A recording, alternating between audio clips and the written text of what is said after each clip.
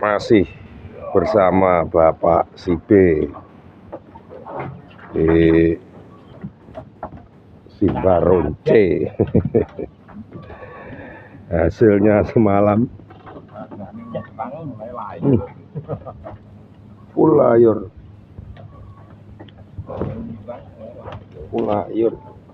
paruh 35S paruh. Lumayan si B gak tidur sampai makanan utuh nggak dimakan ini. Tari layur tok si B.